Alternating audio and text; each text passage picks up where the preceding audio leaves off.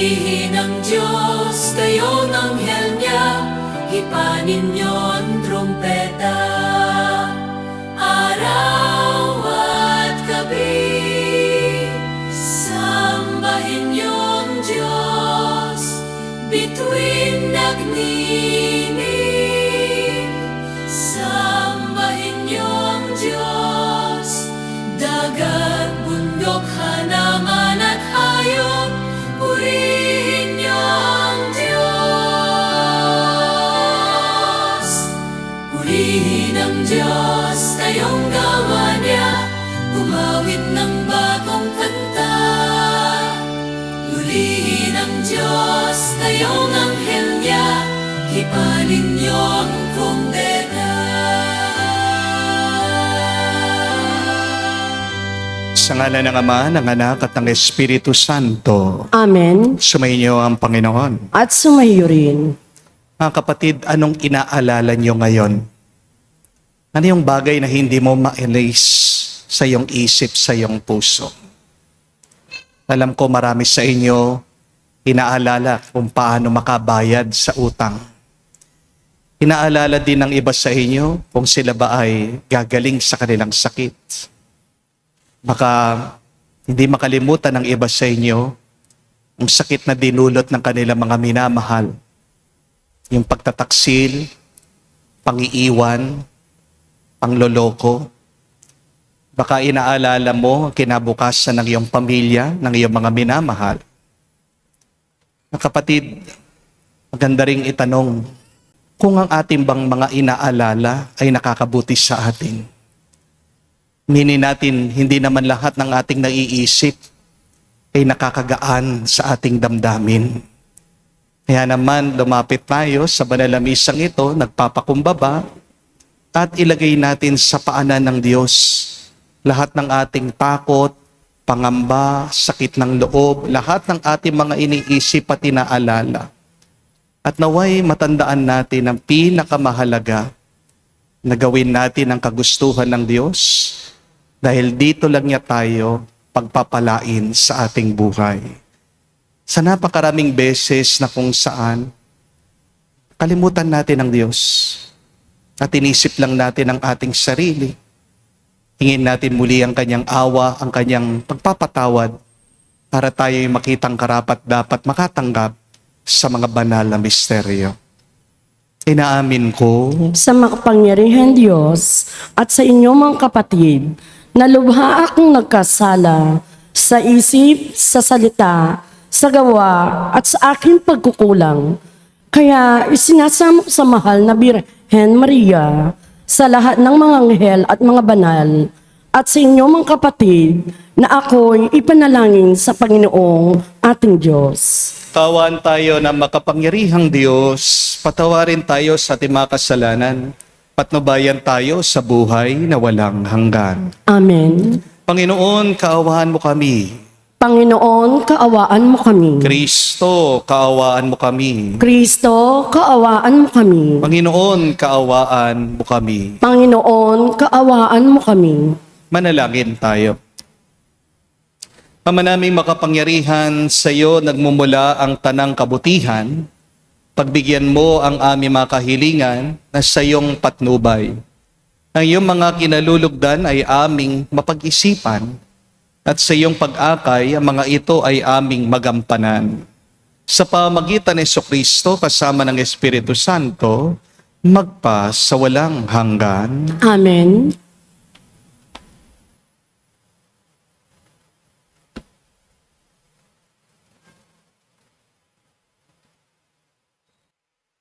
Pagbasa mula sa unang aklat ng mga hari.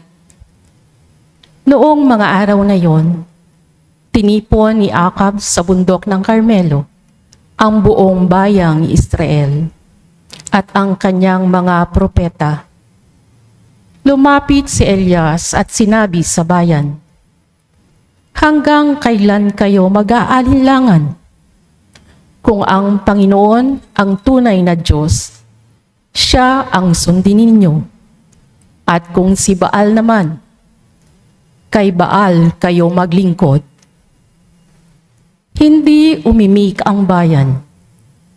Muling nagsalita si Elias, "Ako na lamang ang natitira sa mga propeta ng Panginoon. Samantala, may 450 ang mga propeta ni Baal. Bigyan ninyo kami ng 2 toro. Pumili sila ng isa, katayin at ipatong sa ibabaw ng kahoy na sinalansan. Ngunit hindi sisindihan. Ihahanda ko rin ang ikalawa sa ibabaw ng kahoy na sinalansan at hindi ko rin sisindihan. Tawagin ninyo ang inyong Diyos at tatawagin ko naman ang Panginoon." Ang tumugon sa pamamagitan ng apoy, iyon ang tunay na Diyos. At sumagot ang bayan, "Sang-ayon kami." Sa gayon, sinabi ni Elias sa mga propeta ni Baal, "Sapagkat kayo ang marami, pumili na kayo ng 1 toro at ihanda na ninyo. Pagkatapos, tawagin ninyo ang inyong Diyos. Ngunit huwag kayong magpaparikit ng apoy." Kinuha nga nila ang isa sa mga toro at inihandog mula sa umaga hanggang tanghali. Tinawagan nila si Baal, "Baal, Baal, pakinggan mo kami," sigaw nila. Samantalang pasayaw-sayaw sa paligid ng dambana. Ngunit walang sumasagot. Nang katanghalian ay nilibak na sila ni Elias. Wika niya, "Lakasan pa ninyo. Alam naman ninyo ang inyong Diyos. Baka may ginagawa, o may pinuntahan, o baka naman natutulog. Kaya't kailangang gisingin." Lalo nga nilang nilakas ang kanilang sigaw. Sinugatan ang sarili sa pamamagitan ng sibat at tabak tulad ng kanilang kinaugalian hanggang sila'y maligo sa dugo. Lumampas ang tanghali at oras na ng paghahandog ng hain, ngunit wala pa ring tugon kahit ano. Nagsalita noon si Elias sa buong bayan, "Lumapit-lapit kayo," wika niya, at nagsilapit ang lahat. Inayos niya ang dambana roon ng Panginoon na matagal nang gumuho. Pumili siya ng 12 bato, katumbas ng bilang ng mga lipi ni Jacob na binigyan ng Panginoon ng pangalang Israel.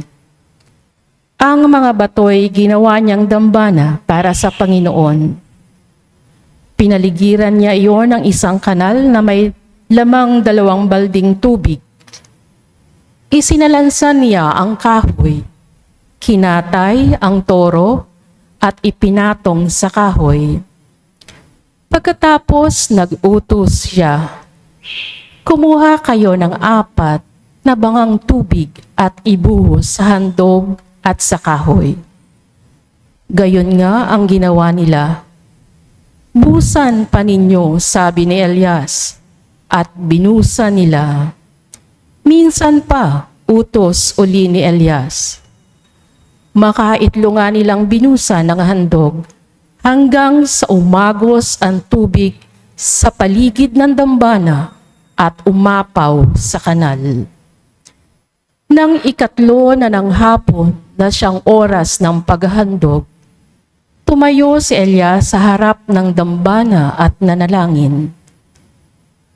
"Panginoon, Diyos nina Abraham, Isaac at Jacob, patunayan po ninyo ngayon na talagang kayo ang Diyos ng Israel at ako ay inyong lingkod. At ginawa ko ang lahat ng ito pagkat ito ang iyong utos. Dinggin ninyo ako, Panginoon, upang matalastas ng bayang ito na kayo lamang ang Diyos at sila'y inyong pinagbabalik loob. Noon din nagpababa ng apoy ang Panginoon at tinupok ang handog, ang kahoy at ang mga bato at lupa sa paligid. Pati ang tubig sa kanal ay natuyo. Pagkakita sa nangyari, nagpatira pa ang buong bayan at sumigaw. Ang Panginoon ang Diyos, ang Panginoon lamang ang Diyos. Ang salita ng Diyos. Salamat sa Diyos. Diyos ko ang aking dalangin, ako'y iyong tangkilikin. Diyos ko, ang aking dalangin, ako'y iyong tangkilikin. O Diyos, ako'y ingatan mo, ingatan ang iyong lingkod. Ang hangad ko ay maligtas, kaya sa iyo dumudulog. Ika'y aking Panginoon, ang wika ko sa aking Diyos. Kabutihang tinanggap ko ay ikaw ang nagkaloob. Diyos ko, ang aking dalangin, ako'y iyong tangkilikin. Silang bumaling sa ibang Diyos, sulirani abot-abot. Sa pagsambang gawin nila, ako ay hindi lalahok. Diyos ko, ang aking dalangin, ako'y iyong tangkilikin. Ikaw lamang, o Poon ko, ang lahat sa aking buhay. Ako'y iyong tinutugon sa lahat kong kailangan. Nababatid ko na siya'y kasama ko oras-oras. Sa piling niya'y kailanmay, hindi ako matitinag. Diyos ko, ang aking dalangin, ako'y iyong tangkilikin. Ituturo mo ang landas na buhay ang hahantungan. Sa piling mo'y madarama ang lubos na kagalakan. Ang tulong mo'y nagdudulot ng ligayang walang hanggan. Diyos ko, ang aking dalangin, ako'y iyong tangkilikin.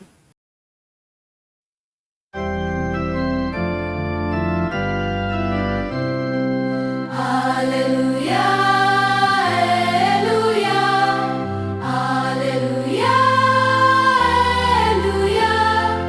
Alleluia, Alleluia,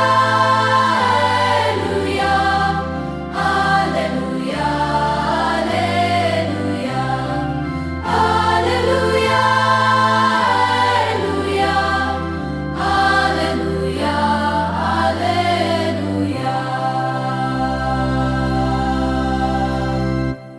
Panginoon, ituro mo na yung landas ay sundin ko sa pagtahak sa totoo. Alleluia, Alleluia. Sumainyo ang Panginoon. At sumayo rin. Ang mabuting balita ng Panginoon ayon kay San Mateo. Papuri sa iyo, Panginoon. Nung panong yun, sinabi ni Jesus sa kanyang malagad, "Huwag ninyong akalaing naparito ako upang pawalang bisa ang kautusan at ang mga aral ng mga propeta. Naparito ako hindi upang pawalang bisa, kundi para ipaliwanag at ganapin ang mga iyon. Tandaan ninyo ito, magwawakas ang langit at lupa, ngunit ang kaliit-liit ng bahagi ng kautusan ay di mawawalan ng bisa hanggang hindi nagaganap ang lahat. Kaya't sino mang magpawalang halaga kahit sa kaliit-liitang bahagi nito at magturo ng gayon sa mga tao ay ibibilang na pinakamababa sa kaharian ng Diyos. Ngunit ang gumaganap ng kautusan at nagtuturo na tuparin iyon ay ibibilang na dakila sa kaharian ng Diyos." Mga kapatid, ang mabuting balita ng ating Panginoon. Pinupuri ka namin, Panginoong Hesukristo. Magandang araw po muli sa inyong lahat. Welcome po sa ating banal na misa. Kumusta po kayo? Sana po kayo ay nasa mabuti at magandang kalagayan. Amen? Meron pong isang misis na lumapit po sa akin. Pumunta po dito sa parokya. Punong-puno po siya ng sama ng loob sa kanyang mister.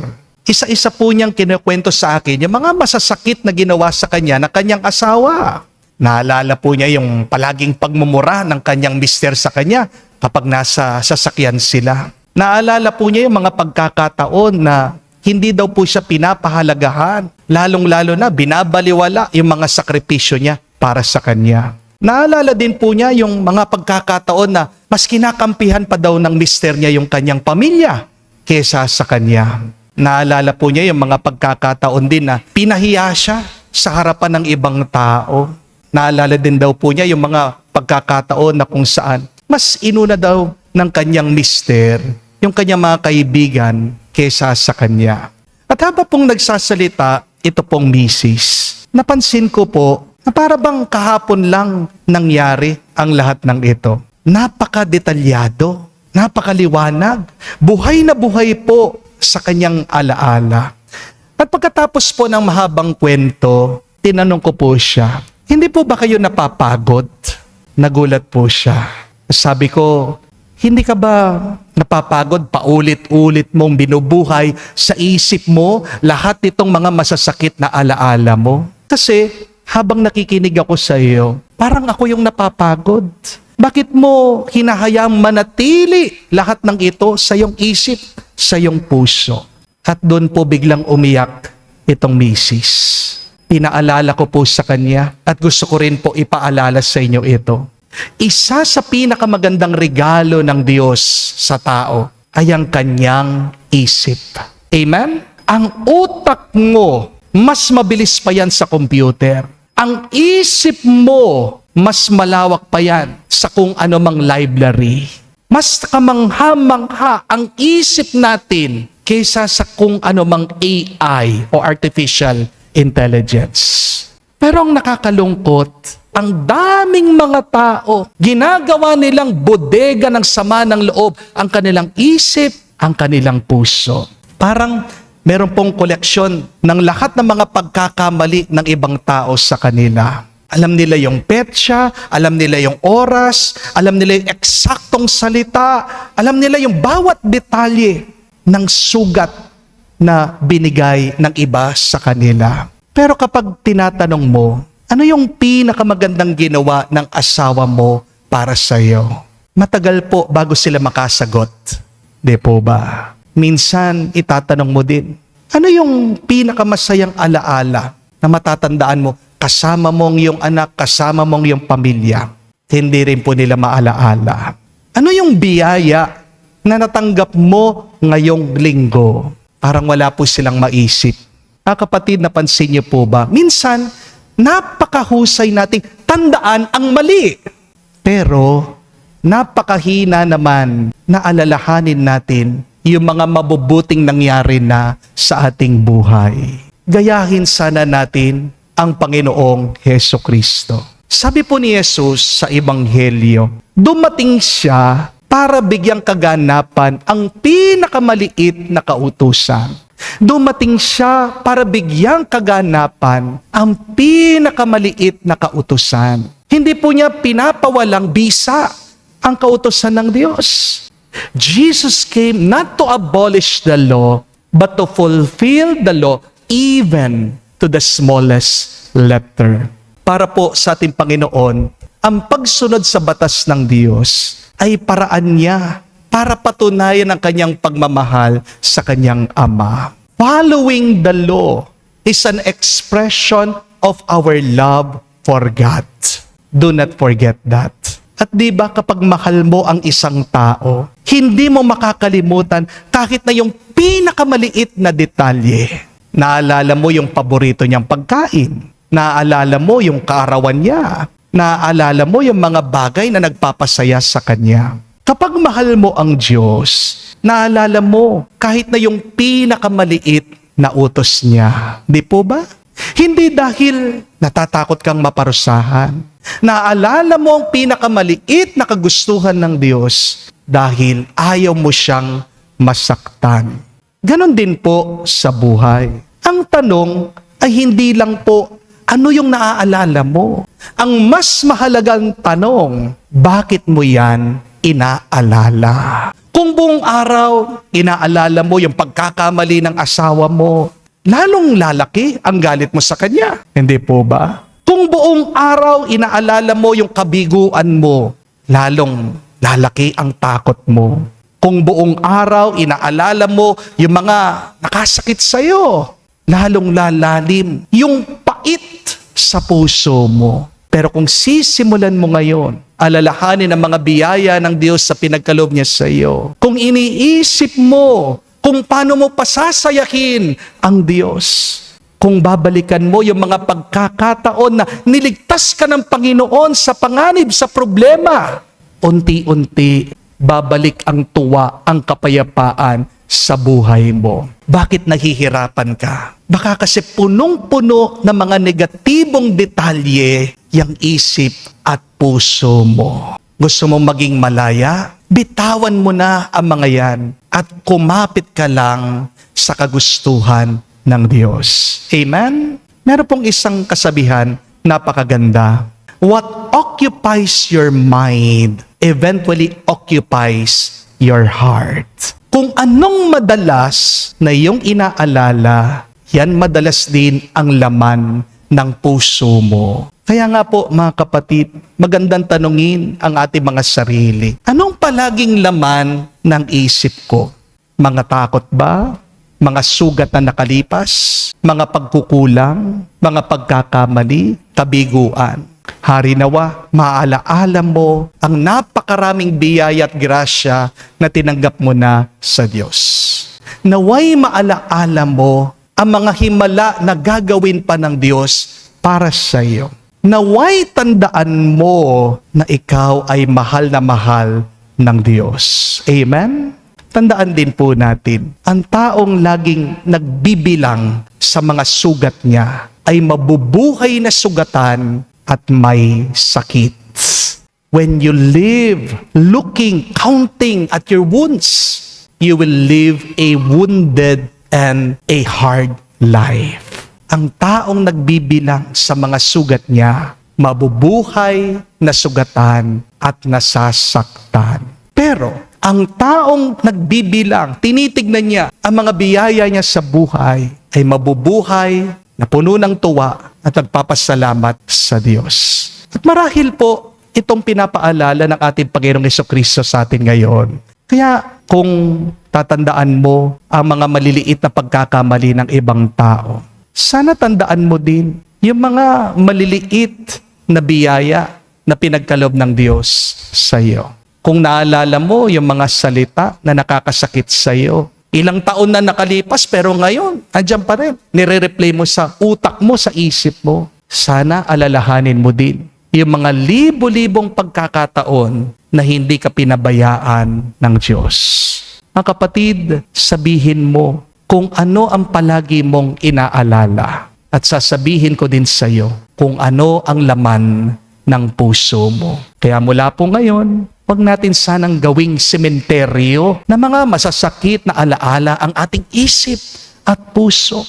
Sa halip, gawin mong altar ng biyaya ang iyong loob para makita mo magbabagong iyong buhay, gagandang iyong karanasan, at gagaan ang iyong pakiramdam. Amen. Tumayo po tayo. Alay po natin sa Diyos ang ating mga dasal at panalangin. Ating sabihin, Panginoon, dinggin mo kami. Panginoon, dinggin mo kami. Ang Santo Papa at mga obispo, sa pamamagitan ng kanilang pagtuturo at pamumuhay, naway humikayat sa kawan na sumusunod sa pamamaraan ng pag-ibig ni Kristo. Manalangin tayo sa Panginoon. Panginoon, dinggin mo kami. Ang mga pamilya ng mga bansa naway higit na magsumikap at maging masigasig upang makamit ang kapayapaan at matatag na pananatili ito. Manalangin tayo sa Panginoon. Panginoon, dinggin mo kami. Ang mga mag-asawa naway makadama ng alab ng pag-ibig ng Diyos sa kanilang pagsasamahan. Manalangin tayo sa Panginoon. Panginoon, dinggin mo kami. Sa katahimikan po ng ating puso, banggitin natin, sabihin natin sa Diyos ang ating mga personal na pangangailangan. Makapangyarihan at walang hanggang Ama, Naway liwanagan ng iyong batas ng pag-ibig ang aming buhay at pamalagian mo kaming nasa matuwid na landas patungo sa iyong kaharian. Hinihiling namin ito sa pamagitan ni Kristo, aming Panginoon. Amen.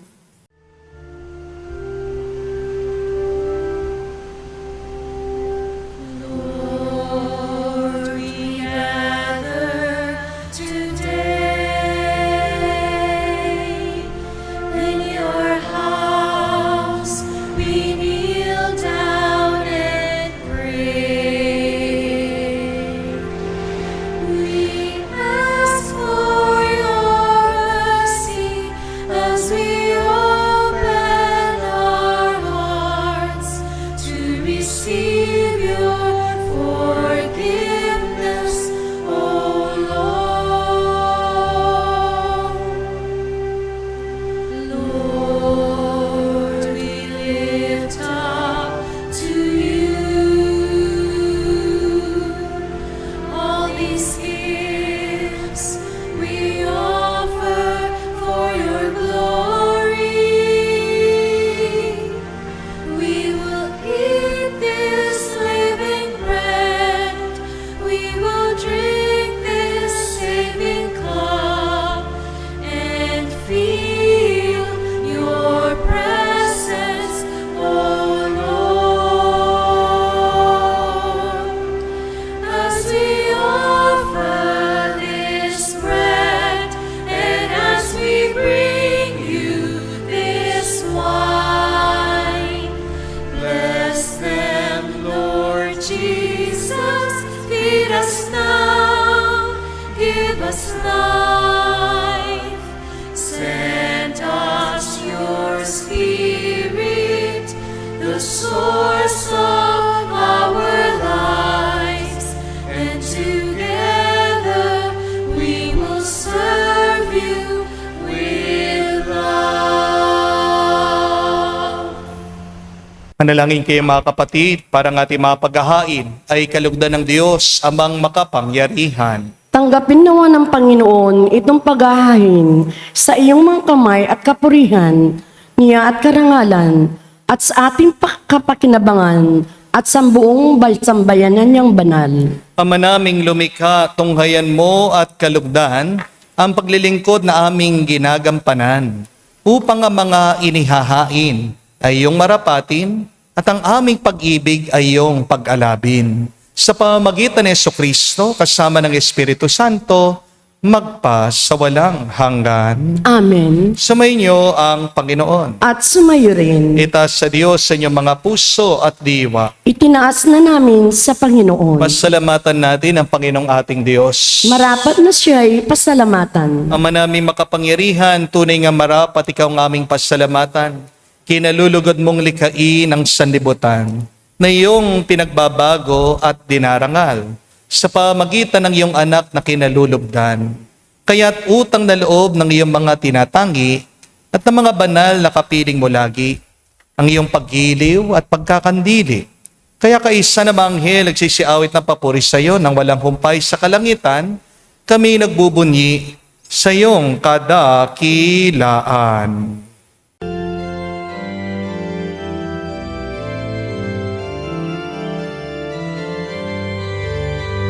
Santo, Santo, Santo, Panginoong Diyos ng mga hukbo, napupuno ang langit at lupa ng kadakilaan mo. Hosana, Hosana, sa kainasan, ilagpalang na paririto sa ngalan ng Panginoon. Hosana, Hosana, sa kainasan. Hosana, Hosana, sa kainasan.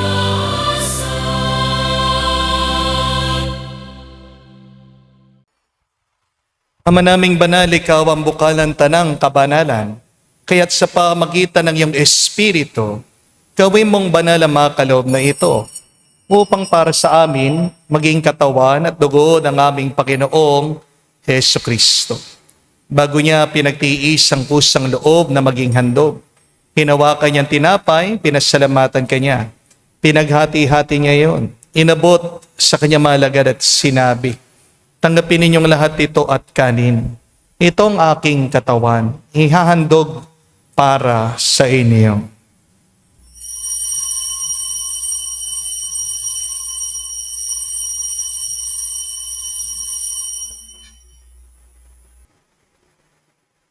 Gayon din naman na matapos ang hapunan, hinawakan niyang kalis. Muli kanyang pinasalamatan. Nabot niyang kalis sa kanya malagad at sinabi, "Tanggapin ninyong lahat ito at inumin. Ito ang kalis ng aking dugo, ng bago at walang hanggan tipan. Ang aking dugo na ibubuhos para sa inyo at para sa lahat. Sa ipagpapatawad ang mga kasalanan, gawin ninyo ito sa pag-alaala sa akin."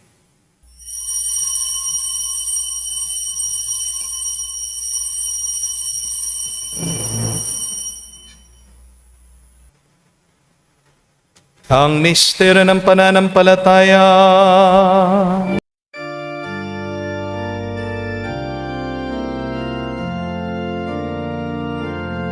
Si Kristo ay namatay, si Kristo ay nabuhay,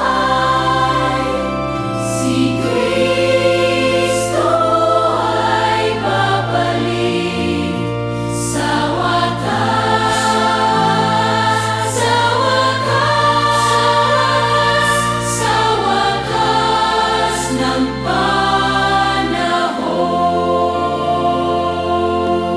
Ama, ginagawa namin ngayon ang pag-alaala sa pagkamatay muling pagkabuhay ng iyong anak. Kaya tinialay namin sa iyong tinapay nagbibigay buhay at ang kalis na nagkakalob ng kaligtasan. Kami nagpapasalamat dahil kami iyong minarapat na tumayo sa harap mo para maglingkod sa iyo. Sinasamo namin kami magsalo-salo sa katawan at dugo ni Kristo ay mabuklod sa pagkakaisa sa pamagitan ng Espiritu Santo. Ama, lingapin mong iyong simbahan, laganap sa buong daigdig. Puspusin mo kami sa pag-ibig. Kaisa ni Leon ang aming Santo Papa, si Florentino aming Arsobispo ng Tanang Kaparian. Alalahanin mo rin ang aming mga kapatid na nahimlay. May pag-asang sila'y muling mabubuhay. Gayon din naman lahat ng mga pumanaw. Kawan mo't sila't patuloyin sa iyong kaliwanagan. Kawan mo't pagindapatin kaming lahat, makasalo sa iyong buhay na walang wakas. Kaisa na mahal na Birhen Maria, Ina ng Diyos. Kaisa ni San Jose, ang kanyang maluwalhating esposo. Kaisa ng mga apostol, lahat ng mga banal na namuhay dito sa daigdig na kalugod-lugod sa iyo. May pagdiwang nawa namin ang pagpupuri sa ikararangal mo sa pamagitan ng iyong anak aming Panginoong Heso Kristo. Sa pamamagitan ni Kristo, kasama niya at sa Kanya, ang lahat ng parangal at papuri ay sa iyo, Diyos Ama, makapangyarihan, kasama ng Espiritu Santo, magpasawalang hanggan.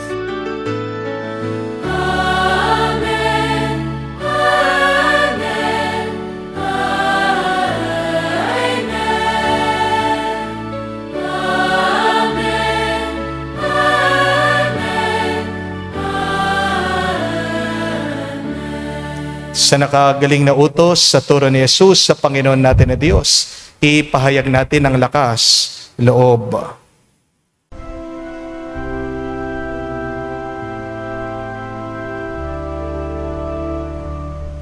Ama namin, sumasalangit ka, sambahin ang ngalan mo, mapasa amin ang kaharian mo, sundin ang loob mo dito sa lupa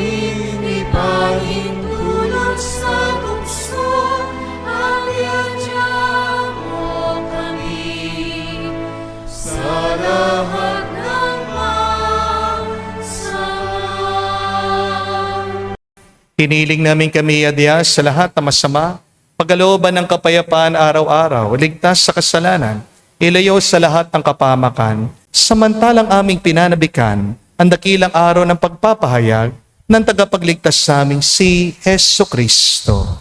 Sapagkat iyo ang kaharian at ang kapangyarihan at ang kapurihan magpakailanman. Amen. Panginoong Hesu Kristo, sinabi mo sa mga apostol, kapayapaan ang iniwan ko sa inyo. Ang aking kapayapaan binibigay ko sa inyo. Tunghayan mong aming pananampalataya, huwag ang aming pagkakasala. At pagkalooban mo kami ng kapayapaan at pagkakaisa, ayon sa iyong kalooban, kasama ng Espiritu Santo, magpa sa walang hanggan. Amen. Kapayapaan ng Panginoon ay laging sumainyo. At sumayo rin. Magbigayan po tayo ng kapayapaan sa bawat isa. Peace with you po. Kapayapaan po sa inyong lahat.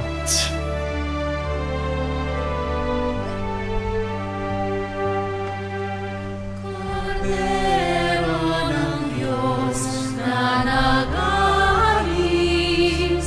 ng mga kasalanan ng sanlibutan, maawa ka sa amin. Maawa ka sa amin. Cordero ng Diyos na nag-aalis ng mga kasalanan ng sanlibutan, maawa ka sa amin. Maawa ka sa amin. Cordero ng Diyos na nag-aalis ng mga kasalanan ng sanlibutan, ipagkaloob mo sa amin ang kapayapaan. Mga kapatid, naririto ang ating Panginoong Jesucristo, ang Kordero ng Diyos. Siya nag-aalis sa mga kasalanan ng sanlibutan.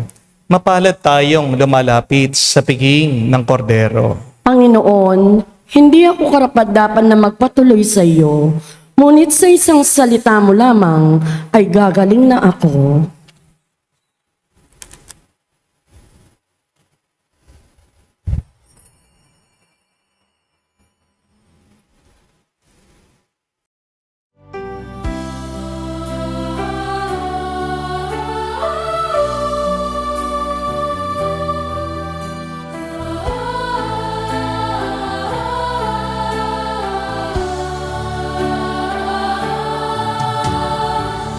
Gabayan mo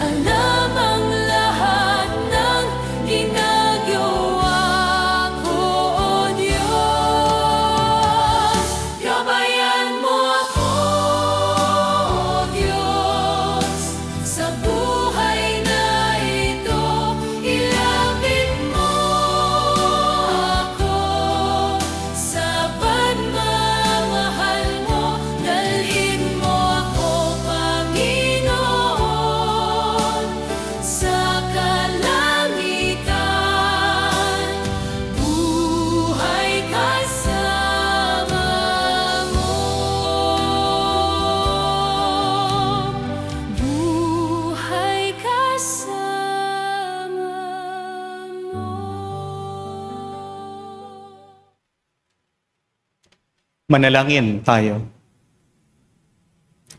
Ama namin mapagmahal, ang pagganap ng iyong pagbibigay kagalingan ay pumawi nawa sa aming mga nagawang pagsuway at magdulot nawa ng iyong kinalulugdan sa pamagitan ni Jesucristo kasama ng Espiritu Santo magpa sa walang hanggan. Amen.